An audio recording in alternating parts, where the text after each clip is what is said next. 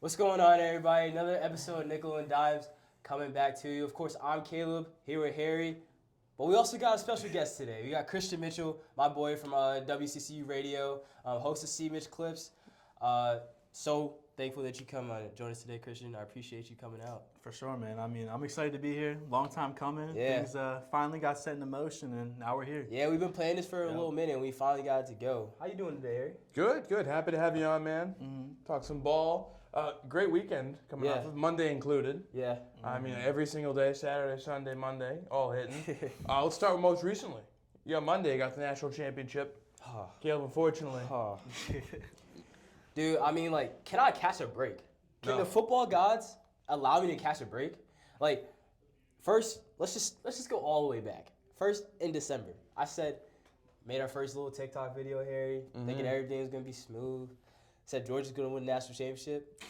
Got bounced in their first game. We'll trickle a little bit on. Come to playoff time.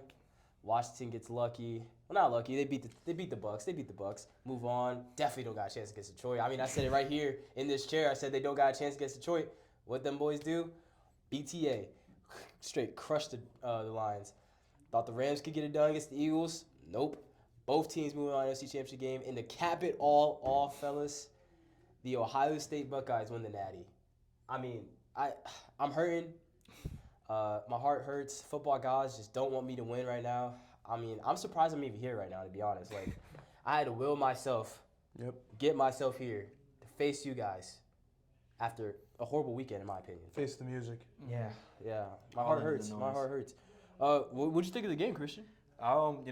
Sleepy first half. Yeah. Honestly, did not think Notre Dame was gonna make it a watchable game in the end because it really did come down to that one last 3rd and 11 that Ohio State converted after they were up, I think 31-7, I believe, something like that. 31-7, Yeah, in the second half. So it kind of, up until that point, it was just like, all right, we knew Ohio State was the better team coming in. They were favored by like 10 points, I think, almost, to start the game. But Notre Dame caught life. They gave us a game. That second half was entertaining. Yeah. There was a sliver of hope at the end after Greathouse caught that touchdown to make it a one-score game. My emotions got back up. I was believing again, and then they just took all my belief away. I think Marcus Freeman kicking that field goal. Yeah, tough decision. I mean, me and Harry, we were actually watching it right here. Everybody in the room that we were watching with all our friends. Everybody questioned it. Booing, pandemonium. Yeah, I would have loved to see the post-game press conference of his explanation about that decision. I would have to find it, but yeah, I didn't really like that decision. I just think in that scenario, the way that game was being played, your defense at that point wasn't getting any stops. Yeah, that's You just forced a lucky turnover. Not lucky, it was a good punch. You got fortunate. Yeah, you're not caught going a to do break. that every You caught time. a break. You've shown no signs. And even the play they forced the turnover on was like a 40-yard gain for Ohio State. They caught a break and they were able to drive down the field, and then it's like he just took all his team's momentum. I understand the field goal if your defense has been shutting them down all game. They've shown no signs of playing any good defense. Yeah. So you got to get aggressive there. And I thought Riley Leonard looked pretty good last night, like all things considered. I didn't think he was amazing, but I think at the end, like when he had to have it, he found great. He got in the rhythm. Yeah. A couple nice throws late. Like that last touchdown to Greathouse. It was in a bucket almost just perfectly there when he turned around. And for like the field goal, it doesn't make sense, when you're sitting there like actively watching it. But when it comes back to the end of the game, when Notre Dame or Ohio State kicks that field goal, they would have still been in the game. Like, there was like 30 seconds left, but if you're down 8 instead of 11, at least you can attempt to go out there and try it. But yeah, still like watching that was definitely like, what are we doing? This isn't like a week 5 game. Like this is the national championship. Right. We haven't had a competitive national within like the last 4 minutes. I would say. Of the fourth quarter, we haven't had a national championship game that has been entertaining in the last couple. I think it's been 7 years since. Yeah, the closest you'll get is the Bama-Georgia one. Yeah. Where Bryce Young tried to leave him down, but he threw a pick 6. Where the score would look lopsided at the end, but it was a close game. Yeah. Keely Ringo. Dog. Yeah, Keely Ringo getting an interception for the Dogs and bringing home national title. I thought Will Howard definitely impressed me. Both quarterbacks did, but specifically Will Howard. I wasn't really a big fan of Will Howard, not because he plays for Ohio State, but just because, it's easy to look. Not easy, but it's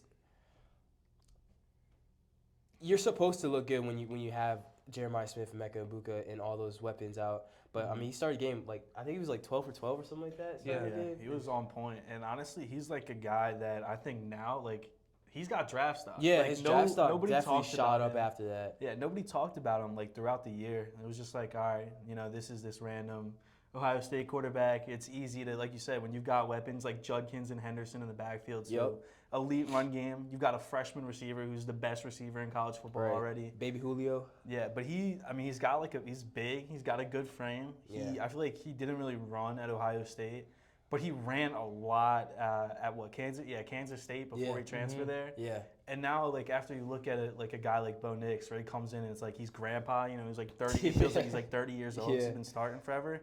It's the same thing with Will Howard, and it's like, can he come in right away to like a middle franchise like that and be a good, not like a great quarterback right away, but just be like a relatively good quarterback day one? Yeah. I feel like he could.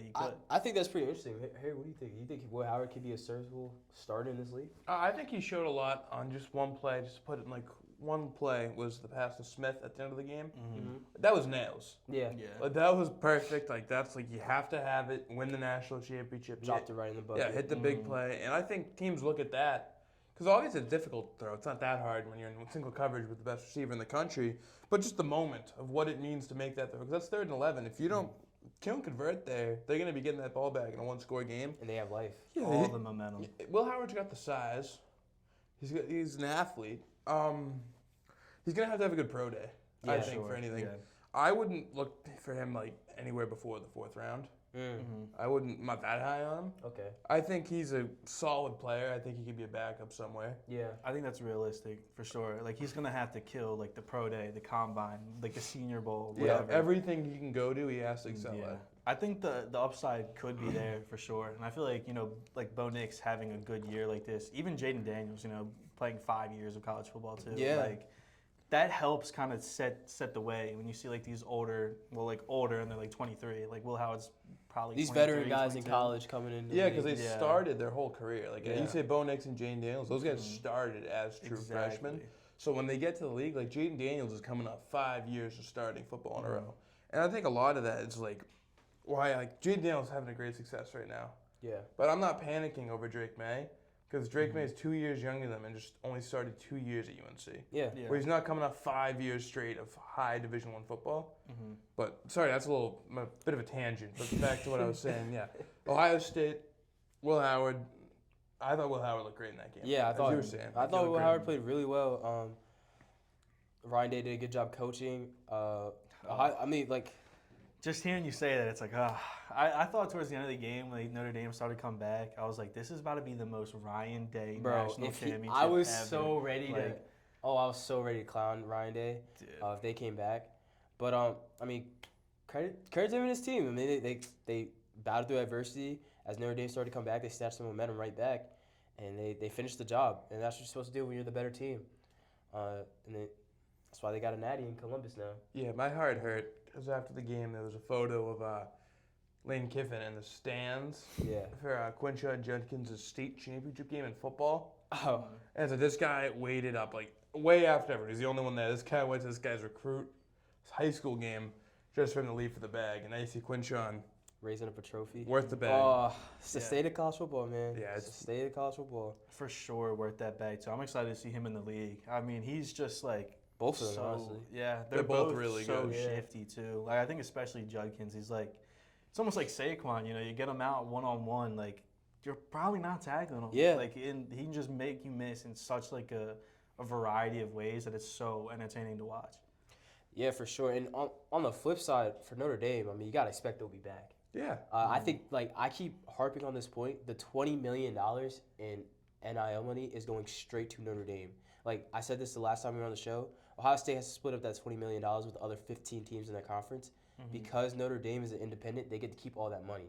And as Christian just said, or as we were just talking about, Quinshaw Judkins is leaving his school where he was very productive at to go chase the bag. Because literally, it was literally just for money in the win. Because it wasn't. He's going into a split backfield. Yeah, he's actually losing carries. At Ole Miss, he was the featured guy, and so Notre Dame with all that money, like they're gonna be able to go out and like go get prolific receivers and running backs and even quarterbacks maybe. Because one thing about Notre Dame, their trenches are always pretty stout, and they're always going to be good on that part, on that end. A thing I think is difficult with Notre Dame is it's a tough school to literally get into. Their admissions is tough. True, yeah. So they can't just go around like an Alabama or Georgia or an LSU can. Like, that's a good point. And just bring whoever the hell they want in. Like, you do have to get into the school. And I think that's what makes them good, because the guys you see out there, like, they're smart. You know, these guys all know what they're doing. They all translate to the pros, really. So if they can, like, just find the right people, then that can totally work. Fit their scheme. Because they've gone 2 for 2. I don't know 2 for 2. Sam Hartman is okay. Yeah. But, like, bringing in him and bringing in Riley Leonard was probably good moves both ways. Obviously, Riley Leonard was to go to the Natty. You got to find someone like that now, and it's tough. Like, I don't know who's out there or what their plan is at quarterback. Right. Because there's the spring portal, so they could maybe get someone later on, like a month or two, get someone to enter. I'm not telling them to tamper, but, like, everyone's tampering. Yeah. Yeah, I don't know. It's a real problem. I don't know who else they have in their, I guess, in-house. But I don't know because they had the guy come in last round. Steve. Yeah, Steve is an Italian name, right? Steve Angeli. Yeah, he came in with low-key money for a drive. Yeah. He got him back in the game. Yeah, his drive, that random drive he came in against Penn State, was like their best offensive drive to that point. Like in the first half where they were slugging. But I feel like Marcus Freeman, like it's all Marcus Freeman. Like he kind of made Notre Dame like when Brian Kelly was there and they would go to like the 14 playoff and get embarrassed. Like it was just kind of corny. Like it was gonna happen every time. Brian Kelly, up and leaves to go to a school with more resources so he can win an Natty. And then you watch Marcus Freeman in year 2 get there. And it feels like the culture there is probably so much different now, just in such a short time period. And that $20 million in NIL is huge. I mean, they could easily get multiple playmaking, really good players just from that one run. I don't think they're done, but it is also it's a hard road back. It's always gonna be a hard road back now. It's kind of like sort of how you see the Super Bowl. It's like the Niners dominant for a couple of years, made the Super Bowl one year, terrible the next because of so and so. There's always so many things that can happen on the road that you can't control. Like depending on you don't who you're playing. Sometimes you get a harder draw. Penn State played Boise and SMU. And to get to that top 4, it's like, when are they going to do that again? When are you going to play a non-ACC championship team and a group of 5 team in the playoff again? And the other thing is, the committee's probably going to end up changing the way they the way they give out the first-round buys. But in Notre Dame's favor, they don't play in a conference. So, they don't have to play a conference in a conference championship game. Makes it easier. You can honestly schedule whoever you want to schedule. Yeah. Based on the committee doesn't make any changes, you could they can schedule whoever they want. Yeah, you just get one big game a year, and if you still even lose that game, you're probably gonna win out the rest of your schedule. And they're like, all right, you guys lost to a top 10 team. You were just in the Natty, you're going back. I'll tell you, the Ohio State, they played a gauntlet. Yeah. They look like Tennessee, Oregon, Texas, Notre Dame. That's pretty crazy. Yeah. That's very impressive. We can harp on Ohio State, can harp on Ryan all good Day. defensive teams too. Tennessee's defense was really good this year. Oregon's defense, Dan Lanning. We've talked about it. We're big Dan Lanning fans over here, and then that Texas defense is insane too, and so is Notre Dame. Look what Marcus Freeman was able to do with this team. They walked them all down. Walked them all down, and I believe a lot in Marcus Freeman. I think Notre Dame will be back. I think they'll be one of these consistent teams that are always in the playoffs with the new formatting. Hats off to Notre Dame. They had a great season. Marcus Freeman, great job coaching his boys, getting them ready to play. I feel like he was able to do more with less too. Yeah, they ruined all of it with kicking a field goal. But no, that was me. I'm sorry, Marcus Freeman. But they fall hard, Harry. They fall hard. They had a good season. Narrative, man. Yeah, they had a good season. They flipped everything on their head. Honestly, it was up until this run, it was all right, you guys are gonna make it, but are you able to? Yeah, it's are you able to beat a big school? Yeah, and they got a lot of pieces coming back. They got Jaden Grayhouse, Mitchell Evans. I believe that's their tight end too. Yeah. Faison, he's decent too, and then the biggest one out of them all, I think, is Jeremiah Love. He was awful. He's only a sophomore. I think his knee wasn't as. They said it before every single game. They went ESPN. He was hurt. I think no. Every game, like he's feeling a lot better this week, and he would play one snap, and you could clearly tell he was not feeling any better. Yeah, his knee was never the same. I don't remember when he got hurt, but obviously it was before the playoffs. But was it in the? It was before the Indiana game. It was before the Indiana game. We had the huge touchdown run, and then we didn't see him after people that. Were like, apparently he was sick. Yeah. I don't know if he got hurt that game. I know he was sick going into that game. Also, he maybe got banged up in that game. Yeah. So after the Indiana game, he was just never the same. So all that money and all those pieces coming back, gotta expect Notre Dame to be back. Yeah. Sure. And then even like the first half of the Natty, like he got like maybe 2 carries. It was like he wasn't your main difference maker, your guy. You want to run the football, and he's not getting the ball. Yeah. It was just rough. I think Ohio State's offense was just too much for them. Mm-hmm. The best thing that Notre Dame could have done was replicate what they did on that first drive, and they just weren't able to do that. It's tough to run your quarterback 8 times on the drive. Yeah. That catches up to you quick. For sure. Ohio State, though, them coming back next year. You're going to lose Will Howard. Probably put Julian Sayin at quarterback. Yeah. He was like the biggest 5-star from Bama, but he left right when Saban retired. Yeah. Fair. So you bring him in. You had Smith, still got Carnell Tate. Yeah, Cardell Tate's coming back. Those guys. Whoever else steps up. Yeah. Like that's a good nucleus. Yeah. I mean, start Jeremiah Smith. Like, I don't know how many players in college football you take to start a team with right now. Yeah, I mean, like, even he's like 19, I think, probably right now. Yeah. And it's like, if he was eligible to, like, get drafted, he would be, like, a top 3 pick now, I feel. Like, he'd be the wide receiver 1 for me, definitely. Yeah, like he's insane. Like to come in as a freshman like that. Like he's younger than us, dominant. bro. Yeah, Dude, like it's weird, bro. It's weird. Yeah, be that dominant at 18 years old, 19 years old is absurd. Wild, absurd. And not even in like a non-group of 5. Like no, like you're at Ohio State. You know, you beat Penn State, you beat Oregon. You know, like this gauntlet of teams that they played all year. Like you were playing the best of the best. Put up numbers against Oregon. Yeah. Yeah, video game numbers. That was crazy. I think Oregon was probably like the best like talent for talent team that could have played Ohio State too. Yeah, they just ran off the field, like run straight off the field, not even close at one point. Lanning didn't have it in that. No, bad. They didn't know what they were doing against. Probably the worst preparation they could have had, and they had 2 weeks to prepare. Yeah. 2 weeks to prepare. So. But it's also like not a single team with a bye won a game either in the playoff. Should Boise and Arizona State had one to begin with? Probably not, but I mean, you still had Georgia and Oregon, you know, 2 of like the most powerhouse programs the last like 10 years or so. They still go down. I mean, I don't know. Well, the format's definitely questionable. It's up for debate. Yeah, we'll see. They're gonna take a big look. We'll see what the committee does with it going forward, but I mean that's a wrap to the college football season. It's so sad. There it goes. Sad, man. So sad. Wow. Gotta wait till August now. You know what's still kicking? What's still kicking? The NFL's still kicking. And it's getting down to Final Four. Final Four. The AFC, you can figure out who one of the teams is pretty easily. Chiefs. Yeah. I mean, they were on the bye week this week, basically. like even it was a 9-point game. Did you ever once, throughout the entire game, think the Houston Texans were going to beat the Chiefs? Not really. No, you they did. They put up a good fight. But in the end of the game, could you envision them Stroud going? No, it's just no chance. No. Never. They were never going to lose that game. And we thought we had another one. I don't think a lot of people were picking the Commanders to beat the Lions. I surely didn't. No, you didn't. I was with you. You were pretty adamant, and I tell you, there's terrible turnovers. Bad turnovers. Goff, Jameson Williams.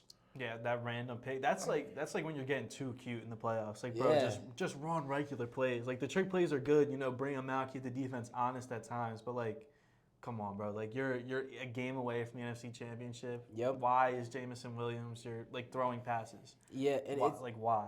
It's funny, guys, because you know we always hear like coaches like no matter what level. Because I remember hearing this in like high school. Like it's playoff football. Like special teams got to be good. The little things like special teams, turnovers, and penalties and things of that nature, like they mean so much. And it's such a cliche to say, but like in all these games, especially.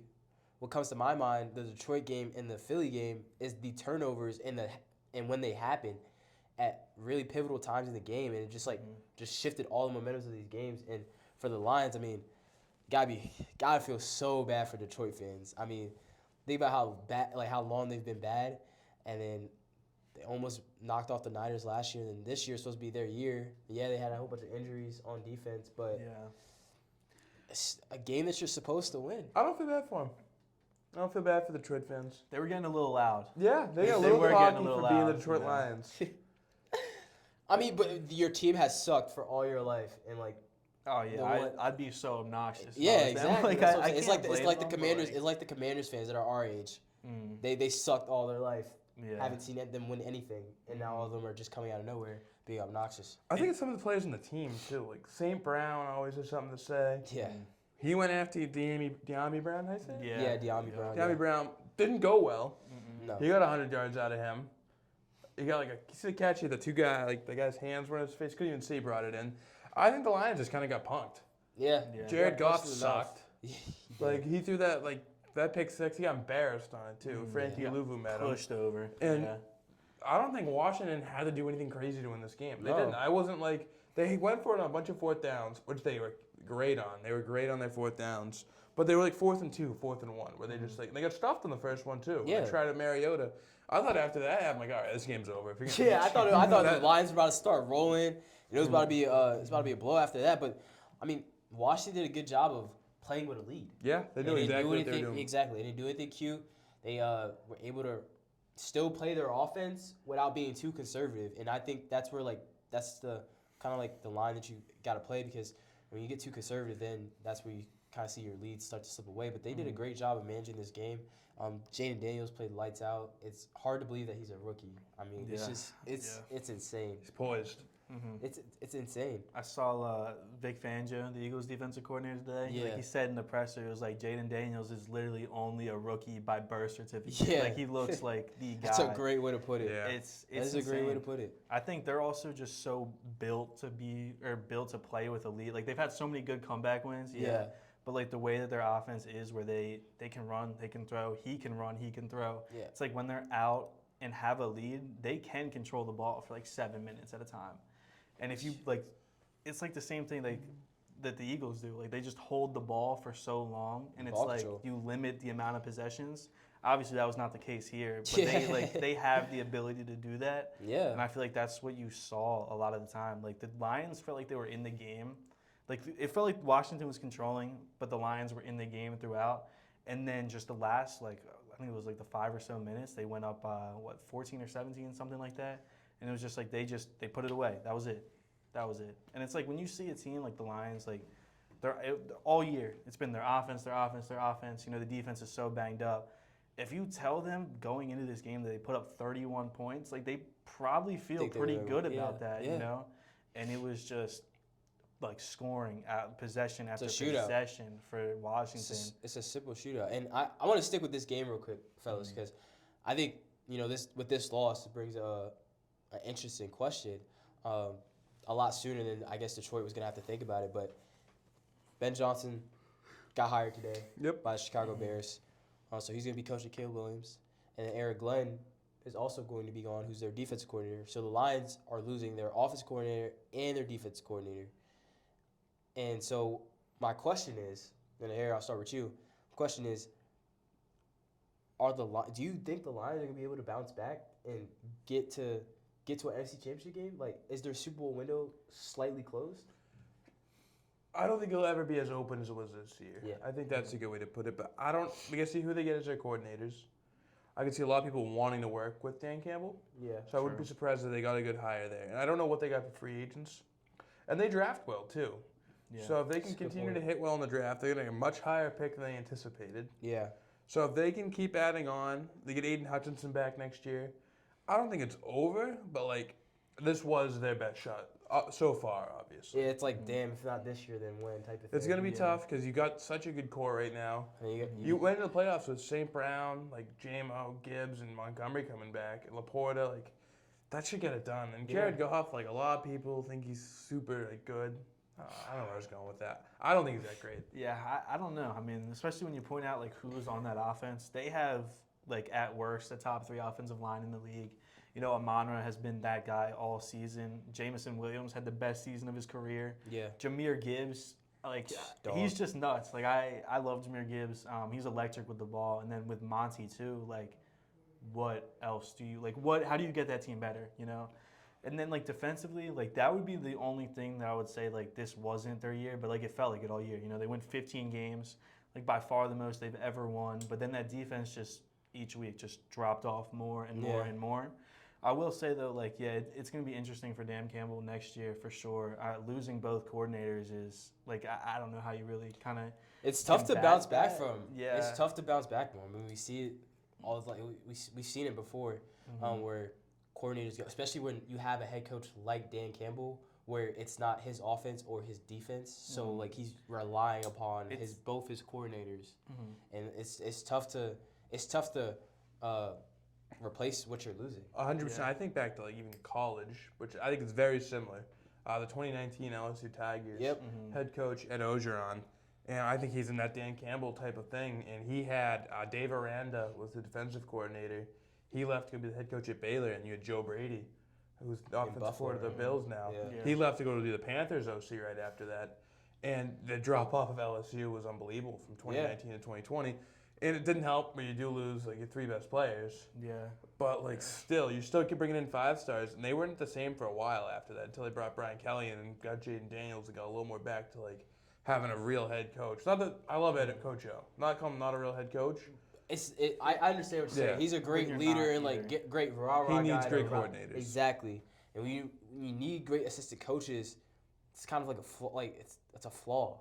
Yeah, I would say it's hard to be successful because you know the one time they have a good year, the next year they're not coming back. So it's like you got to win right then and there. Yeah, if they put back 2 good years back to back, they're definitely gone.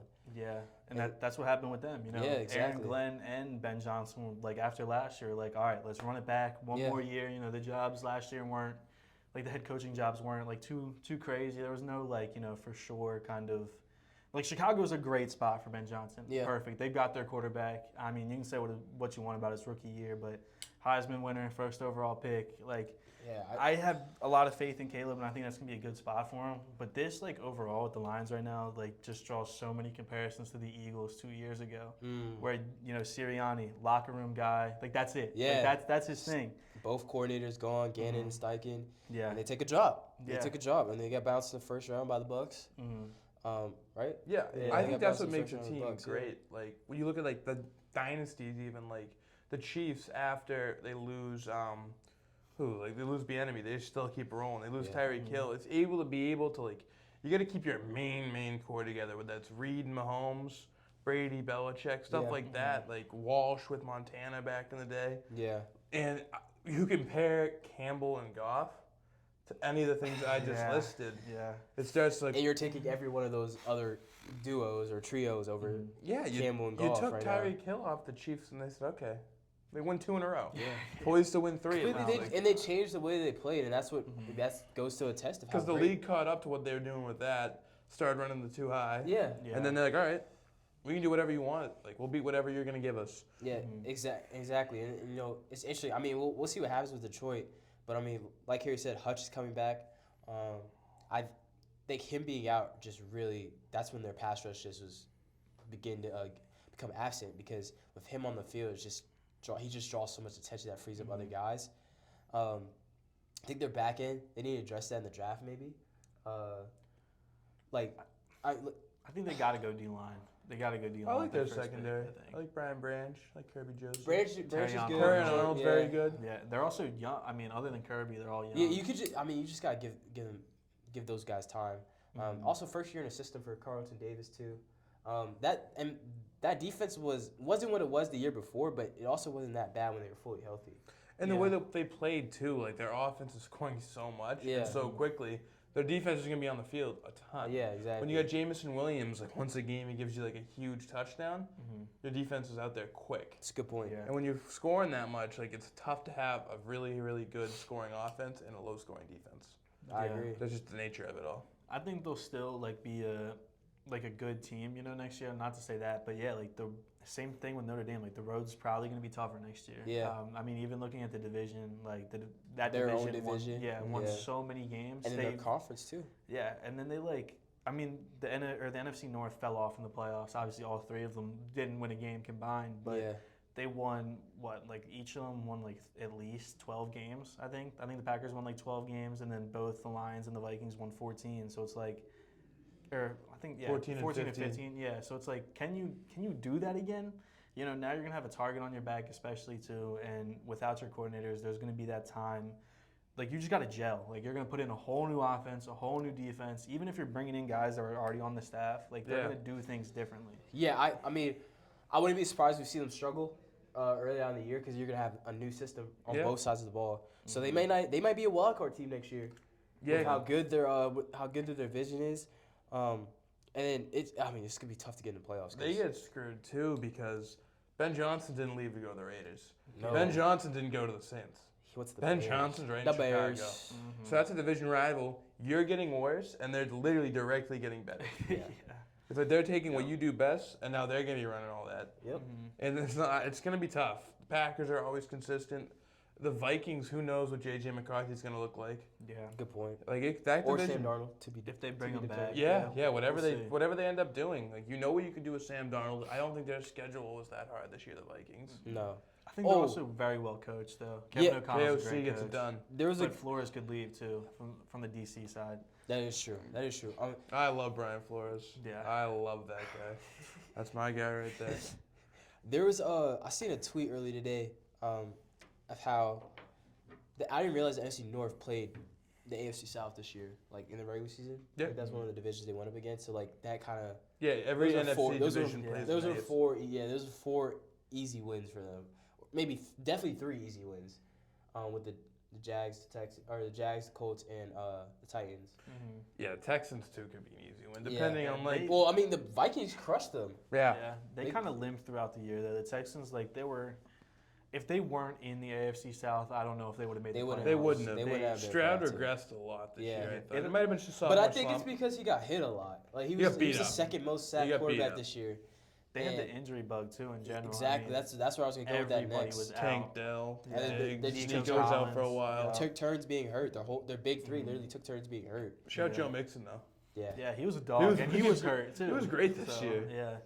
You don't really see that often. An older running back reviving the running back position. Saquon, Derrick, and Josh Jacobs. Yeah. Yeah. Speaking of Saquon. Yeah, let's get to it.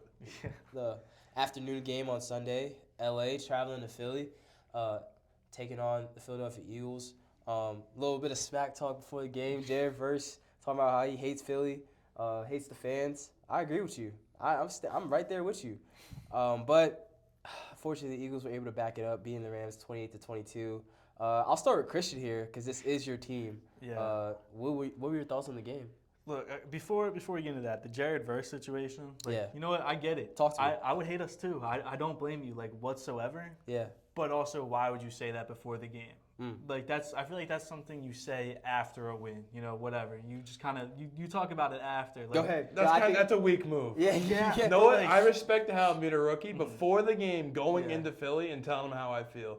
I think it's a wicked weak move after. I hate Philly. haha. You know what I'm saying? Yeah. I don't and he stood on it too. He did. He did. I'll give Jalen Carter credit too because Jalen Carter's the one who met him and was like, let's bet the game check on it. He had a good game too. And both those guys, I texted you when that was going on. Is that what that 77K was about? Yes. Yeah. Both those guys. Both those guys played unbelievable. Yeah. Jared Verse a rookie. Jalen Carter's a second-year two and both of them were probably the two best defensive players. They were wreaking havoc. Yeah, they were wreaking havoc. I mean, they were both game changers. You talk about Saquon. Jalen Carter's just up there, and then we won the game as well. I just feel like that was not a smart thing to do going into an environment like that. It's almost like you're bringing it onto yourself. Daring them. Nobody was worried about you. We knew you were good, but you weren't gonna get. Nobody was worried about him. That's crazy. No, not like that. Not like that's that. Crazy. I'm talking about off the field. I mean, off the field. But that's what gets him going, though.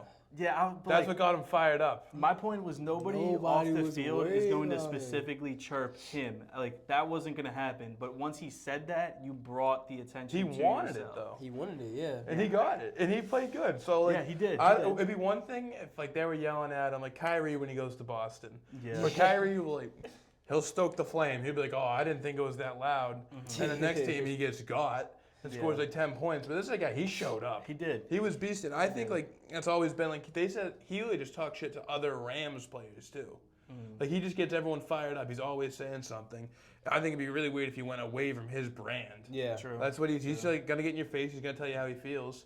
Like, I do respect Crazy as a that, rookie, you know? though. Like, that's crazy as a rookie. Gotta have a. And he was so good. I think he had 2 sacks. I know he had 1 in the first half, at least 1 in the first half. One knocked you out of field goal range. That was a big right, one. right before the end of the half. Like, he's great. He's going to be great, especially as a first rounder. And it's like the Rams just always hitting on these draft picks now. Even Braden Fisk on the D-line, too. They did. Both great. Yep. I don't know. I don't think that was the smartest thing you could have done. But that being said, more so on like the actual win, like it's not week 11 anymore. It's not week 7. It's not like, oh, they won, like they didn't kill this team, they didn't blow this team out, like they're gonna fold. Like, we're one of the final 4 teams left now. It's the playoffs. It was a snowy game. There was feet of snow on the ground. Any way you win is okay. Like, it's just about winning. Survive in advance. Yes, just giving yourself a chance to keep playing. And as long as that gets done, it doesn't matter. It's like the same thing. They could win these next 2 games by a combined 6 points, but it doesn't matter. They won the next 2 games. Okay, so like, so a win is a win. Yeah. A win is a win. A win's a win. I think you can critique it, and it's like more of a thing in college football because you like actively like get ranked by people that aren't. But when you're winning, like especially in the NFL in the playoffs, that's all that matters. Yeah, you're going best on best. Everyone's the best you're playing. Exactly. I agree. I think another thing about poor Jared Verse is he doesn't deserve to play in front of the Rams fan base. No, they don't give a shit. No. Where it's like if he was playing for a Philly, if he was playing for like a Baltimore, you know how much a fan base like that would embrace a guy like that? They would love him. Who's full crazy as a rookie. They would love him. And whose house? Rams' house. Like it's like those guys like for years, like every time the Niners go to play there, it's all red. It's all red. They won a Super Bowl. No one really cared there. So it just sucks that a guy with that type of like intensity and love for the game doesn't get like a real fan base that would just like Giants. The Giants would love him. Yeah, we would. Patriots fans that we'd love him. We'd bring him northern in. team, I feel, because it's like every Rams home game that they're playing, like a major franchise. You look at like you said, the Niners, the Cowboys, the Eagles, the Steelers. Any fan base that travels instantly takes over that stadium, like every single time. Like that, like so like that's easy. Yeah, that's probably what started the beef because we played there a couple weeks ago. They have 17 away games. Yeah, like, literally. I don't know. It was a good game. The ending got me way too stressed, but yeah, I win mean, is a win. You know, you just gotta keep going. Survive in advance. Where do I begin? Where do I begin? Okay, I want to start with the turnovers in pivotal moments. First one that comes to my mind. Rams are driving down. They get inside the 10. Pretty sure they're like the 2 or 3 or something like that. I'm lying. I think it was like the 8-yard line. But bottom line is they're inside the 10. Stafford takes a snap, simple handoff. Supposed to be a simple handoff. Somehow the exchange gets messed up, and they fumble, and they push them back, and it pushes them back to like their own, or to the Eagles' 13-yard line. So now it's 2nd and goal from the 13, and that ended up leading to a field goal. Pretty sure Matthew Stafford had another fumble towards the end, something in the third quarter. It was a fumble or something. I think it was a fumble. There was 2 more fumbles. Yeah. Just fumbles at Kyron. Yeah, bad times, just bad times, and it's gotta be frustrating for Sean McVay because the Rams were in this game for so long. They just had pivotal turnovers that ended up costing them. 2 of them ended up costing them in the moment, but the Kyron Williams one that happened, I think right before halftime. That was in the third quarter. Oh, third quarter. So punch that out. ended up costing them later in the game. So, I mean, you guys are saying a win is a win, but like, you shouldn't accept. What you accept in a win, if you wouldn't accept it in a loss, you shouldn't accept it in a win. I get that. Like, but that like kind of feels like more of a regular season kind of mantle. Like now that it's just if they lost this game, the season's over. Yeah. So that if win by 1, win by 10, it doesn't make a difference for the next round, you know, and you just start clean over again. And like you talk about the turnovers, like that Jalen Carter punch out on Kyron, yeah, it pretty much saved the game. That Stafford fumble at the end of the game gave us points, kept us controlling the clock later in the game, and it's like those are winning plays. That's how you win. And even going back to the first game that the Eagles played against the Rams, it came down to another Kyron Williams fumble. Yeah. Like it's who makes the big plays when it matters, and if you're making turnover-worthy plays like that, consistently, like you're going to find ways to win. Can't be mad about a playoff win. Yeah. You know, the teams go literally like 15 to 20 years sometimes without a playoff win. So it's like when you get one, you got to appreciate that moment. You know, you just got to appreciate it. Yeah. Even like if they lost this game, this was just an all-time playoff game to me. In the snow, close game. There was big moments on both sides. I thought it was a great game overall. Yeah. I mean, it was definitely a good game, and you know, I don't know, the Rams. It was the one point in the game where the running game was just not working. They just tried to stay consistent with it. I guess to keep Philly like honest with the run, try to be honest with the run game. But but Matthew Stafford was able to. I felt like he was able to deal in the snow. Like whenever they gave him chances to throw the ball, I felt like they went away from it. There was a lot of drops too. I feel like I don't think the receivers were struggling to get out. Because Stafford could sling it through that. I wasn't worried about him really.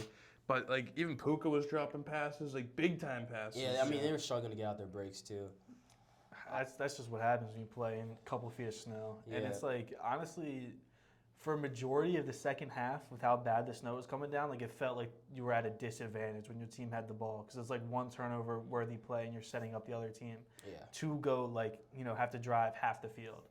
Like, or less when you were having to go 80-plus yards to score in the snow. Like, that's just difficult for any team. It doesn't matter what team it is. Like logistically, it's hard. Yeah, you didn't want to be the one to blink to turn it over. Yup, exactly. And I actually thought that when it started to snow heavily and the snow covered the field, I thought the Eagles were gonna be able to take over the game and like kind of run away with it. But I mean, credit to the Rams D line and stopping, because at one point in time they were not necessarily stopping Saquon, but at least forcing the Eagles in passing situations on third down. They were daring them to throw the ball. Yeah. They were putting 8 in that box. Throw it. Have Jalen Hurts beat us. They couldn't. And I mean, it was sustainable, but the Rams were getting stops, but their offense just wasn't doing anything with the ball. And so eventually, when your defense gets put out there for, I guess, a whole quarter, they get tired. Yeah. That's also like the way the Eagles play too. Like you're gonna hold the ball and you're gonna run the ball a lot. Especially in the second half, it was like when the snow was coming down, you knew they were running the ball. This is a team that likes to run no matter what the weather is, you know? Yeah. And then when you add that in, it's hard to throw. Like, I really don't think either quarterback had over like 25 yards passing in the third quarter. Yeah. Like, it was brutal then. It was really only the last two Rams drives that they, like, had multiple completions on, honestly. So it's like they knew you were going to run the ball. And the weather kind of played into that too. Like it was like, you know, they're not really going to throw it, especially now. In a clean weather game, things could have been different, but that's not how it was. You know, it wasn't clean. Fair. You had home field advantage for a reason. Yeah, exactly. I don't know. I mean, it's definitely a great game. Eagles just, I guess they were just the better team. Just won that game. I don't know. I don't even really want to say this because I don't want to sound biased, but like, it's still a little concerning watching the Eagles play. Like, I really do think that Washington could beat them. I do. I truly believe that Washington could beat them. Like, I think Jaden Daniels could outplay Jalen Hurts. I, from the bottom of my heart, wish I was concerned and the Patriots are still playing. Like, I don't care. I'd be 10 out of 10 concerned to say the Patriots are still playing. So I feel like... I think Hurts can definitely be outplayed by Daniels. From a football fan standpoint. There's a lot more than that. It's going to take a lot more than that. It's also, they're not playing against each other. Like, he's playing our defense. Jalen's playing, the Washington defense. Washington's best lineman's out for the year now, Cosme, towards ACL. And that was already a run defense that couldn't stop Saquon before. Like, that, although that is the thing that you play them twice. You're going to play them for a third time now. Yeah. And honestly, though, like that second game where the one that Washington won, Jalen goes out when they were up 21-7, or Jalen goes out 14-7, then they scored because they're in the red zone because he got concussed right there. Yeah, and it's like honestly to start that game when Jalen was in there, it looked like we were gonna blow out Washington. Yeah. There was all the momentum. We stopped them on fourth down. I know we stopped them at least once on fourth down. Daniels had a turnover, and then we scored. Big Jalen run. It's like. They kind of slowed the offense down in the second half, and Kenny Pickett didn't even have a bad day. It's really just like the eye test of watching the Eagles' offense with and without Jalen Hurts for those couple games was night and day. I mean, Saquon in that second half of the Commanders game probably had 50-ish, maybe 50 to 70 yards rushing, which is still a lot. But in the first half, he had like 130. Like, he ripped off like 2 big runs, one for a touchdown. And when Jalen's not back there, it's like the same thing with Lamar and Derrick Henry. Like, they play, obviously they're both super good, but they play into like a defense having to basically commit to one. It's like they help each other, you know? And just the threat of Jalen, like Jalen ripped off I think, like 50, maybe 45, 50-yard touchdown on the first drive of this game. And then you see Saquon rip off another, I think a drive, maybe 2 drives later. Yeah. Like, it plays into it. And it's just like that whole Eagles kind of brand of football. I don't know. Yeah, so are you taking Washington? Are you taking Philly big? Yeah. Yeah. Big. No, you can't just sneak the big in there. You can't sneak the big and you're taking Philly big. No, I'm gonna take Philly to win. Like 5, maybe 6 points. No, I'll do 2-score game. I'll take like 10 points. All right. Okay. I'll be like 10. Do I even have to ask? Like, obviously. Do I even have to ask? I'm gonna take the Eagles to win. Like, obviously, but I think it could be a 7, like a 1-possession game by the time it ends. I think there's gonna be a fight, and like it's gonna be a good game, man. It's gonna be a good one. Yeah, you think the game's going to be a fight, or you think there's literally going to be a fight? Probably both. Okay. I thought you meant like an actual fight. Like, I wouldn't be surprised. They were scrapping in the last game. Yeah. Like, at this point, like, it's your 2 in-division rivals, and you're meeting for a chance to go to the Super Bowl. Washington has not played a game this big in literally like 35 years. Yeah. Like, the Eagles are going to be at home, with a chance to get back. Like, the last 2 full years have all been like, get back, redemption. Now they're a game away from getting there. Like, both sides are going to come in super amped up, obviously, now. And then you add in the fact that they're division rivals. Like, they hate each other already. Yeah. So I don't know. I don't really think that gives either team an advantage. Playing for a third time is difficult. It's hard to beat the same team twice, and now you're going to meet them for a third time in a super meaningful game. Yeah. I'm going to take Philly to win. I don't think Washington could do enough to beat these guys. I think Philly's D-line is going to be able to get after and take advantage of the injury of Sam Cosmi. Cosmi, yeah. Mm-hmm. I just think that Philly's defense is going to be too much to handle for Washington. But I've been wrong before. I might be wrong again, so we'll see what happens. We'll figure it out. They're hoping to be wrong. No. Why do I want that? I want to see Saquon do well. I want to see Saquon get a ring. Oh my, that'd be so awesome. I will send you so many pictures of it after the game. If phone will be on Do Not Disturb for a whole month. Dude. I'm so serious. No, when the Eagles lost the Super Bowl to the Chiefs that year, I deleted Instagram for a week. I was like, I'm not looking at this. I've done stuff like that. It's like it's gonna be my whole feed. We have these words on Twitter. Like, I don't want to see it. I don't want to hear it. Breaking me. Exactly. We have this. It's funny that you say it because we have this discussion all the time, and he's like, you just don't get it. What it's like to lose a Super Bowl. Because the Giants haven't played a Super Bowl that I've seen where they lost. It kills you. Mm-hmm. It's because you're right there, and it's so hard to even get there. Like, it feels like that's your shot. It's literally you have that shot. Literally what you say. It's awful. It's literally the worst thing ever. At least you get your Philly's still good. Yeah. The Patriots, thank God. If we ended with the Philly loss and we didn't ever make it back, I probably wouldn't be the same person. I'd be dead. Yeah. I'd be dead. If I went on that was the last time we got to fucking beat the Rams. It all was redeemed. It was all within a year too, so it wasn't that bad. But it was a cold, cold day. Yeah. I went out in the woods. I chopped a tree down. I was screaming. I was so mad. It's brutal, and especially both of those games coming down to the final couple plays. It's like you're sitting there. You're like, we have a chance to win. Like, we are right here. We can win this game, and then you just don't make that one play. Yeah. And that's it. That's it when you play a Super Bowl caliber team. So it's brutal because it's literally everything changes in 30 seconds. Yeah. Yeah. And then that's how fast the narrative goes to this quarterback is a top guy in the league. He won this Super Bowl and however year he is to he's never gonna win a ring. That play style can't sustain winning a ring. And it's literally one singular play. There's no error. There's no margin for error. Stressful times. Grateful that I've never had to experience it. That's all I'll say. It's worse than anything. And then because you're on the national stage too, people who don't care about any sports related thing just are watch at that, parties watching the game. It ruins my day to day. At that point, like every day when I get home, I listen to like the radio, like Boston sports radio. I do the same And thing. it's just brutal. I go on like Twitter, go on Instagram, it's just all stuff I don't need to see. Yeah. It's like, oh. And it's like the whole talk, the fact that there's no game after it either. Like the whole talk for months is, was that it? Was that our peak? Can we get back there? Who's getting fired? Who should get fired? Who's leaving? Yeah, it's a nightmare. It's a nightmare. Just awful. No. No one else is awful. Dropping the not game tying. Yeah, Mark Andrews. Game tying Andrews is touchdown. awful. Ooh. The poor bastard. Right in your hands. Yeah, the poor bastard. Right in his hands. The fumble too was atrocious. Yeah. Not a great outing for Mark Andrews of the Baltimore Ravens. The nightcap for Sunday, the Buffalo Bills at home in Orchard Park, taking on the Baltimore Ravens. Battle for the MVP, I would say. Battle for the MVP. It's got to be them too, you know.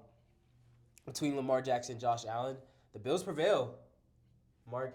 The Bills prevailed. Keyword: the Bills, not Josh Allen. The Bills prevailed. Yeah.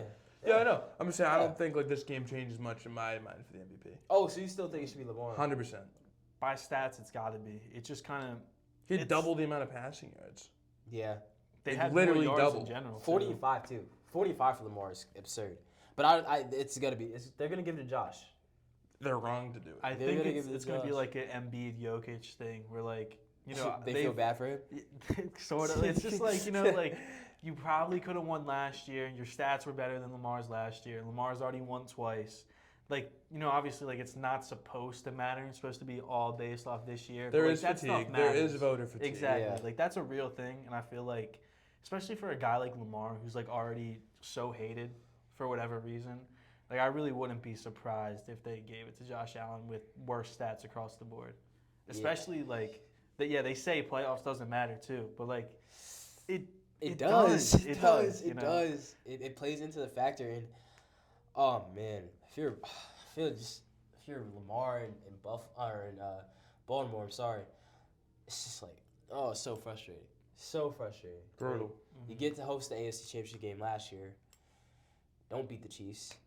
You guys go out and get Derrick Henry. This is supposed to be the year. 9 Pro Bowlers on this team. 9 Pro Bowlers on this team. And they can't get it done. I mean, You see what the Bills said? what? They go, oh, we're happy all 9 of them can go to the Pro Bowl now. Oh, I've seen that. I was like, It's like this. Yeah. It's like this. But, I mean, on a real note, like, it's got to be frustrating. Like, I mean, if not, it's kind of like with the Lions. Like, if not this year, then when? Like, yeah. I think they're in a better spot. If Monken stays, Todd Monken, Yeah. if he stays, I think they'll be okay. Well, you have a significantly better quarterback, too. Yeah. It feels like Lamar's got to get one eventually, but it also feels like Josh Allen's got to get one But the eventually, odds are too. just stacked so much higher with them because in the AFC, like, we got guys who didn't even make the playoffs this year. Really just talking about Joe Burrow. Like, Drake May. Joe Burrow. We got guys who didn't even make the playoffs this year that are, like, that are coming back. And then you still got Pat, maybe Justin Herbert. Josh is still there. If we can talk about Justin Herbert, we can talk about Drake May. I've never seen Drake May through 4 interceptions in a playoff game. Because he's Justin never Herbert, played in a like, playoff I've never game. seen him throw 4 interceptions in a regular season game. So you would take Drake May over Justin Herbert right now? Right now, That's so biased. I don't know. That is so I get a biased. rookie contract second year. Yeah, That is done. so biased. That is so biased. Like that, Off that of makes pure sense, top- but like I don't know, dude. That's so biased. He's like 5 That's years younger. so He's on biased. second year of That's a so rookie deal. biased. Done. That's so biased. Herbert is like the king of like He's should have, what could if, have, would man. have. Yeah, he Yeah. really is. It's like in his 2 playoff games, he blew like a 28-point lead to the Jags. Yeah, they have the same amount of Yeah. playoff career wins. And then they threw 4 interceptions. They kind of look alike too. They're the same thing. They're not that different. Herbert's just a little bit like Bigger? Yeah, weight wise. But he's a rookie. He's gonna put weight on. I'm telling you, Drake May's the truth. Yeah, I mean, frustrating game for Baltimore because, I mean, again, just like with Detroit, turnovers at pivotal moments. Like, the Ravens finally get going down the field with their passing game. Mark Andrews, for some reason, decides to try and be Zay Flowers and make cuts over the middle of the field, which is not his game. It gets loose with the football, and it's a simple punch-out. They might investigate Mark Andrews. Yeah, he Little was Jonte Porter action. so brutal in the beginning of the year, and then he picked it up, and then it's like, all right, They put it right all back Mark. down. Yeah, and then just Isaiah Likely though. Isaiah likely would have caught that pass. That's all I know. Sean Supp. Isaiah likely, he caught the Touchdown. caught the touchdown to bring them within 2. I mean, what did you guys think of this game? Like, is this more of a Ravens loss than a Bills win? I think that's a fair way to put it because I thought the Ravens, the Bills played a great first half. I thought. Yeah. I thought the Ravens were much better in the second half. I thought Lamar was money in the second half of that game. He was coming through when they needed him to, and they just kind of let him down. Like the Andrews fumble, the Andrews drop, and he was without Zay Flowers. Yeah. I think Rashad Bateman took a big step in the past month or so. Yeah, for He's sure. been great. He stepped up. Yeah, and losing Zay sucks. Derrick Henry had a solid game. He had 5 yards a carry. For the most part, the Bills did a good job containing him. I'll take 5 yards a carry every game. Yeah. Yeah. I think that's not terrible. I think it hurts though. Like the thing with Baltimore is they obviously Lamar had his by far best passing year. Mm-hmm. Yeah. They're still a running football team, and you look at it now. Derrick finishes the game with 16 attempts at an efficient clip. You got to give him the ball more. We were saying the same thing after last year, before they had Derrick Henry. You get to the Chiefs game and you have the best rushing offense all year, and you run the ball 10 times. Yeah. Well, it's tough when you're down in the second half. Yeah, that was they were down by 10, I think. Yeah, they were down by 10, but in the pass game was hitting. I mean, they got likely four catches for 73 yards. Rashad Bateman 4 for 66. Mark Andrews 5 for 61. So their guys were hitting. They were getting open. Lamar had 254 yards passing. So, and they like Harry just mentioned, they had to because they were down 10. I think that obviously didn't play in their favor. And in the first quarter, they kind of shut the run down a little bit, and they kind of scared them. But then when they went back to it, when they still could in the second and third, it did look good.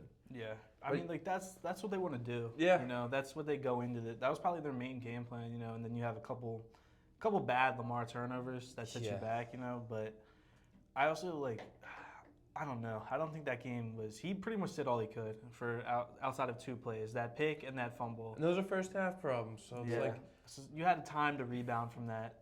But at the same time, it is so easy to blame Mark Andrews. That fumble was horrible, and the drop pass on the 2-point conversion is horrible. But, let's say he does catch it and they tie the game. Are they going to stop Josh Allen with 2 timeouts in a minute 30? I think they do.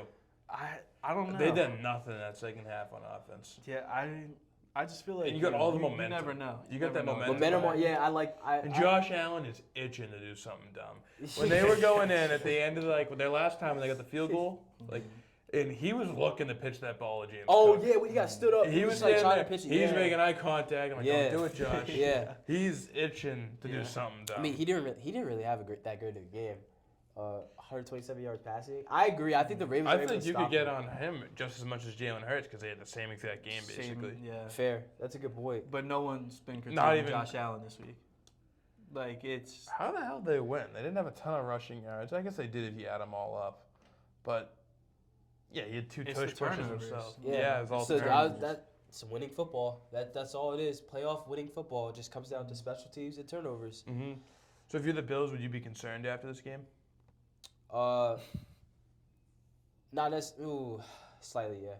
I would. Okay. I would, because I would look at the second half and be like, well, what happened with us? Why? We were rolling in the first half. What were they able to do against us? I don't think the Chiefs' defense is as good as the Ravens' defense, but they're very close. Yeah, I don't think they're far off. Yeah, they're very close. I don't know that pass rush.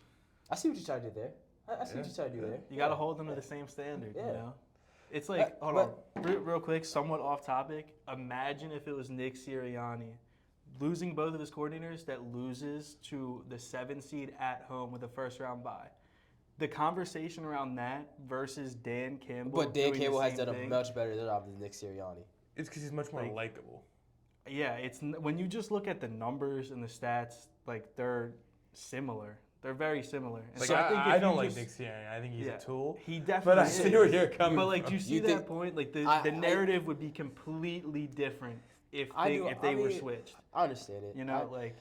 I see it. Oh, I see it. But you mean but it's also we've had conversations about Nick Sirianni. It's the decision making too. Dan Campbell, the only real decision making problems you could have with him is his 4th down. Those are big ones. But and that's what cost them against the Niners last year too. Yeah. So are you saying you're not saying? Hold on. Going back to last year, I still take Dan. I was about to say you're not saying that they Dan had a 10-point lead in the NFC Championship at the end and lost. Yeah. And then now you get bounced after having your franchise's best history, 1 seed at home in front of. That's coaching. that's coaching. And then you go down to a 7 seed. That's coaching. That they weren't. Detroit wasn't. Harry said Washington came in and punked them. I agree. That means that Detroit was not ready to play. Yeah, Detroit shouldn't be able to get punked. Yeah, they were not ready to play. They got punked. Last year against San Francisco, that's just bad coaching. Yeah. It's bad game management. It is tough because Kyle Shanahan's the king of bad game management. He's trying to. So he comes down, he's like, "Oh, let's see how I can lose this one." Gets the hands rubbing together and everything. But he does it usually. He's really good at blowing games. But don't get it twisted. Nick Sirianni, what? I'm not arguing that he's a better coach than Dan Campbell. What I'm saying is the reaction would have been two completely different things. I think they're a lot closer than the average person would say. You're just based off what you see from the media. Unbiased I feel opinion. like they're a lot closer than Unbiased opinion. You think they're if you're coming from an unbiased standpoint, you think they're a lot closer. Unbiased standpoint, you put both of the facts in front of me, I think they're pretty similar, yeah. Well, we don't know what goes on in the locker room. Of course, truthfully, what's going on. So I can tell you who gets really more out of the players. Yeah. But you can't measure that. From my thing, Stan Campbell, he's a cool guy. He's up there crying for his team. Yeah. That would be weird if that was Bill Belichick up there. I'm not going to lie, but that's because of different types of coaches. Yeah. I don't know what I'd do if I was sitting there and Bill Belichick's crying, saying it's his fault. I'd be like, yeah. And then Sirianni, he lost me a few years ago when they beat the Giants in the playoffs. When he's in the camera doing his smug face, who does that? Yeah, what a weird fair. move. Look. I don't know. I see what you're saying though. Maybe both can be coordinator oriented. I think that's very true. I think they both are. I was saying this last year. I thought if we started out slow, and we did, that it wouldn't be unreasonable to fire Sirianni because it was all right, the offense is not good, or it's not the offense is not good. It's you don't call the offensive plays, you don't call the defensive plays, and the team is not rallied around you right now. So what do you bring to the team? Exactly. Yeah. But as of late, C.J. Gardner-Johnson put on his Dream Chasers chain on Sirianni, and they were dancing together in the locker room. And you see him hugging all the players. It's also easy to be bought in when you're going in the NFC. I was gonna say it's a lot. Everybody's happy when we're winning. Everybody's happy. You don't win without a good coach. Yeah. You don't win without a good coach. Or you don't reach that stage. Now it's at the point where in his first 4 years, he's had 4 playoff appearances, 2 NFC championship appearances, and was in the Super Bowl. That's a really good resume for the first 4 years of your career, right? Yeah. And it's I don't necessarily think he's, the best coach ever, because he's not. But when you're winning, what is there to say, And it's almost like you're held at a different standard for whatever reason. But he's always had a really good roster. That's no what fault. I was That's gonna no say. fault of his own. It's really just Howie Rosewood. Howie Cook. He's so good. He gets up to no good. Because he's always scheming. Good players bail out bad coaching. I think a lot of the Sirianni thing for me is just it's the tomfoolery. Yeah, he doesn't the do big himself Dom any bit. favors. What's up with that guy? Yeah, look, okay, I'm not gonna defend that either. That kind of annoyed me last year. I was can we just win? That was when we were against the Niners game last year. That's a massive game. Yeah. Rematch of the championship, and he's out there fighting Dre Greenlaw. Yeah. And he's he's big Dom, and when Tanner McKee he gets his first touchdown, AJ Brown throws it into the crowd. They made sure to show Big Dom was the guy go get the ball from him. Yep. And Jason Kelsey comes back. Who's opening the door? It's Big Dom. It's I get it. This is this is their shtick. They do love him. I don't. I said, we're not. Or you said, we're not in the locker room. I don't know nothing about this guy. True. I just see him being a Guido walking around in the field. He's all I don't really have any feelings towards him, Yeah. But it's I don't know. It's that maybe that is the culture. Maybe that's part of the culture. I can equate that to we let Steve Belichick on the staff for way too long. Not way too long. He was okay, but he'd do weird tongue things. Yeah, he'd be. And he had a gross freaky. mullet and stuff. And it's wow, where would this guy be if his last name was in Belichick? In a dumpster, eating people? He's sitting there, put your tongue back in your mouth, dude. Yeah. And his dad's Steve, cut the shit. Yeah. Back to the Bills and Baltimore game, kind of tangent. Yeah, kind of got away from that, but Bills were able to prevail. Heading to Kansas City, take on Patrick Mahomes. matchup we've seen quite a few times now. Yeah. Be interesting to see what the Bills can do if they can go into Arrowhead. Maybe they're the team of destiny this year. I do want to say I think whoever comes out of the AFC is going to beat the NFC team by 2 scores. I do believe that. The Chiefs are going to win the Super Bowl just so I can't get let down. I can't see the Chiefs not if it's okay. I can't see the Chiefs losing to the Bills in this NFC or the AFC Championship game, and I also can't see them beating either the Eagles or Washington by 2 scores. The way they played all year, Yeah, they have they won multiple games by 2 scores that is all true. year. That is true. I don't think so. That's a good point. They usually just get lucky at the end. I think Baltimore would have been such a great matchup for Kansas City. Yeah. A rematch of that because if Isaiah, oh my God, Zay Flowers? No, Isaiah Likely. If he's in bounds, if he's in bounds, they win that game, and it would be interesting to see if they what a rematch would have looked like. When I look at the AFC Championship, you guys know the definition of insanity? When you expect the same thing, or when it's the same thing, but you expect a different result, so you keep doing it, and that's literally what the Bills are. There's no reason for me to pick the Bills. I'm not going to pick the Bills because it doesn't work in the playoffs. You know, I hope it does work. I hope that the Chiefs lose, but I don't see it happening. They go in there and they get it done in different ways. And you can be like, oh, the Bills beat them in the regular season. They beat him every time in the regular season. Yeah. Josh Allen's 4-1 against Mahomes in the regular season. I didn't know it was that much. I saw it like a day ago. He's 0-3 in the playoffs. So I got to go with the Chiefs. It's just, tough hill to climb. It's always the same thing. I'm sure it's going to be a great game down to the wire. Yep. Yeah. And there's going to be one play that the Chiefs and Mahomes make. Probably a flag to extend the drive of the Chiefs. Yes, and that'll be it. That'll be it. Yeah. There will be no Allen response. The game will be over. Yeah. And it's I'm rooting for the Bills to make it. I think the Bills are better than the Chiefs, to be honest with you. I would rather play the Chiefs, I think, than the Bills. Just from a talent perspective. Yeah. But they just can't get it done. It's almost like a mental kind of roadblock now. It's this same team ends your season every single year. It's like Ohio State and Penn State. It's you know what's coming. You know this is gonna happen, and you spend your whole year preparing for it, and you just can't do it. Literally Penn State. Yeah, you just can't do it. I don't know. Please prove me wrong. I hope they prove me wrong. But I can't sit here and predict that they do. Yeah, I mean, we'll see what happens. I think all of America is just hoping that Josh Allen can get it done. Christian, since we're not going to see you before the Super Bowl, who do you have in the Super Bowl, and then who you going to take the win? Okay, well, I'm not going to not take the Eagles to win. Okay, respectfully, fair. You know, that could definitely be biased. It probably is a little bit biased. It should be. It's okay. You know, but you should ride with them. It's your team. If your team's in it, you got to ride with them. Exactly. I'd rather see them win than be right about them losing. That has never made sense. Oh, I told you my Eagles were going to lose. Yeah, that doesn't make you look good. So I think it's going to be Eagles-Chiefs rematch. Okay. I think that's what it comes down to again. They just are really, I feel eerily similar. All year, they had both kind of hung in games and then won them at the last moment. Yeah. And that's kind of what good teams do. You know, you put them away and you can, and that's what both teams have done really well. Fair. So, yeah. Fair. Well, thank you for coming on, Christian. It's definitely a blast. Hopefully we can do this again. Maybe when basketball season really gets going after the end of football season. That is going to do it for us. Of course, we thank you guys for tuning in, listening. We appreciate the support. Make sure to check out Christian's podcast, C-Mitch Clips on Instagram, Spotify, right? Yeah. Appreciate that. C-Mitch Clips on Instagram and Spotify. Go ahead and check that out. And, of course, like this video, subscribe, be a friend, tell a friend. Appreciate you guys. Have a good night.